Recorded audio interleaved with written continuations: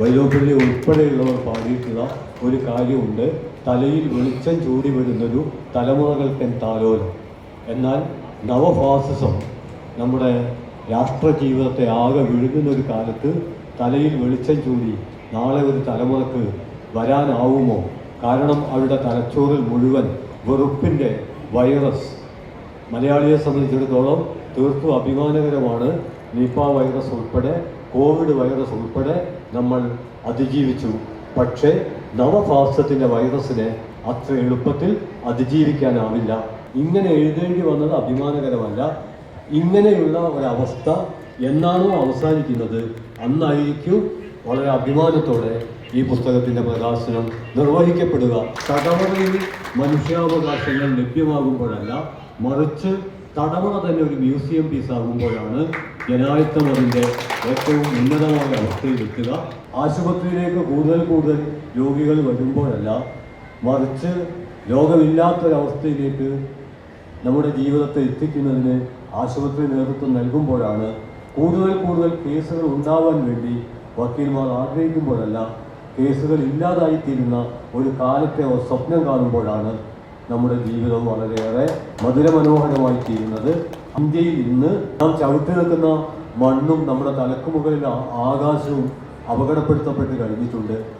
ഒരുപക്ഷെ മലയാളി സമൂഹം ഇത് വേണ്ടത്ര മനസ്സിലാക്കാത്തത്, പ്രധാനമായും ഇതൊരു മലയാളി കൂട്ടായ്മ എന്നുള്ള നിലക്കാണ് ഞാൻ സംസാരിക്കുന്നത്.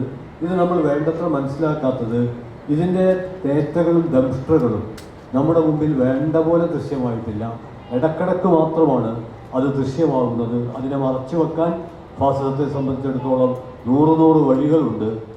പീഡകർക്ക് നിരവധി പൊയ്മുഖങ്ങൾ ധരിച്ചുകൊണ്ട് പ്രത്യക്ഷപ്പെടാൻ കഴിയും. എല്ലായ്പ്പോഴും അതിനെ ഒരുപോലെ വലിച്ചു കീറാൻ കഴിയണമെന്നില്ല.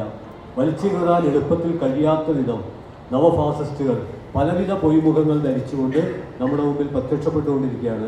മാതൃഭൂമി പത്രം ഗാന്ധി വധാനന്തര പശ്ചാത്തലത്തിൽ എഴുതിയ ഒരു മുഖപ്രസംഗത്തിൽ പറഞ്ഞത് RSSും ഹിന്ദു മഹാസഭയും ഹിന്ദു സേവാ സമിതിയും ഏറ്റവും വെറുക്കപ്പെട്ട സംഘടനയായി മാറുകയും അവരെക്കുറിച്ച് അറപ്പോടും വെറുപ്പോടും കൂടിയാണ് ഇന്ത്യയിൽ അങ്ങോളം ഇങ്ങോളമുള്ള ജനത ഇപ്പോൾ സംസാരിച്ചു കൊണ്ടിരിക്കുന്നത് എന്നും 1948 ഫെബ്രുവരി 3 മാതൃഭൂമി പത്രം എഴുതിയെങ്കിൽ, ഈ 2024 നമ്മൾ സംസാരിക്കുമ്പോൾ അന്നത്തെ ആ വാർത്തയും ഇന്നത്തെ നമ്മുടെ ജീവിതത്തിൻ്റെ അവസ്ഥയും പരസ്പരം വെച്ചൊന്ന് താരതമ്യപ്പെടുത്തിയാൽ നമ്മൾ അവമാനഭാരം കൊണ്ട് തലതാഴ്ത്തേണ്ടി വരും എന്ന കാര്യത്തിൽ യാതൊരു തർക്കവുമില്ല.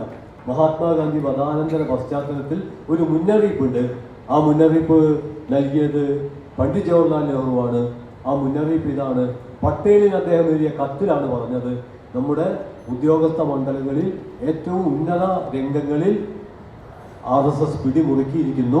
നമ്മൾ അവരെക്കുറിച്ച് എടുക്കുന്ന എല്ലാ തീരുമാനവും രഹസ്യ തീരുമാനങ്ങൾ അപ്പോൾ അവർക്ക് ലഭിക്കുന്നുണ്ട്. അതേക്കുറിച്ച് വലിയ ജാഗ്രത പാലിക്കണമെന്ന് 48 ഫെബ്രുവരി 26 എഴുതിയെങ്കിൽ 2024 അവസ്ഥ എന്താണ് എന്ന് ആലോചിക്കാവുന്നതാണ്. ഗാന്ധി വധത്തെ ന്യായീകരിച്ചുകൊണ്ട് നാഥുറാം വിനായക് ഗോഡ്സെ 5.5 മണിക്കൂർ നേരം സംസാരിക്കുകയും ക്ഷീണിച്ച് തടവറയിൽ എത്തുകയും ചെയ്തപ്പോൾ അദ്ദേഹത്തിന് ഏറ്റവും ഇഷ്ടമുള്ള ഇംഗ്ലീഷ് കോഫി നൽകിയത് അർജുൻ ദാസ് എന്ന് പറയുന്ന ഒരു ജയിൽ സൂപ്രണ്ടാണ്. അതേ ജയിൽ ഉദ്യോഗസ്ഥന്മാരുടെ ഇങ്ങേയറ്റത്തെ വംശപരമ്പരയാണ് 80 വയസ്സ് കഴിഞ്ഞ കൈകൾ വിറയ്ക്കുന്ന പാർക്കിൻസൺ രോഗം ബാധിച്ച സ്റ്റാൻ സ്വാമി എന്നൊരു മനുഷ്യാവകാശ പ്രവർത്തകന് ഒരു ഗ്ലാസ് വെള്ളം കുടിക്കാൻ ആവശ്യമായ ഒരു സ്ട്രോ കൊടുക്കാതിരുന്നത് എന്നും അതിനുവേണ്ടി അദ്ദേഹത്തിന് സുപ്രീം കോടതി വരെ പോകേണ്ടി വന്നു എന്നുള്ളതും വർത്തമാനകാല ഇന്ത്യൻ അവസ്ഥയെ അടയാളപ്പെടുത്തുന്നുണ്ട്. ഗാന്ധി ഘാതകനായ രാഷ്ട്രപിതാവിനെ കൊല വിളിച്ച ആ കൊലയെ ന്യായീകരിച്ച മനുഷ്യന് തടവറയിൽ സ്വീകരണം, ഇഷ്ടപ്പെട്ട പാനീയം, ഇപ്പുറത്ത് അടിച്ചമർത്തപ്പെട്ട മനുഷ്യന് വേണ്ടി സംസാരിച്ച 80 വയസ്സ് കഴിഞ്ഞ പാർക്കിൻസൺ രോഗിയായ ഒരു മനുഷ്യന് പ്രാഥമികമായി കുടിവെള്ളം കുടിക്കാനുള്ള ഒരു സൗകര്യം ചെയ്തു കൊടുക്കാത്ത അവസ്ഥ. ഇവർ രണ്ടുപേരും 2 പേരല്ല, മറിച്ച് 2 പ്രവണതയുടെ അടയാളങ്ങളാണ്.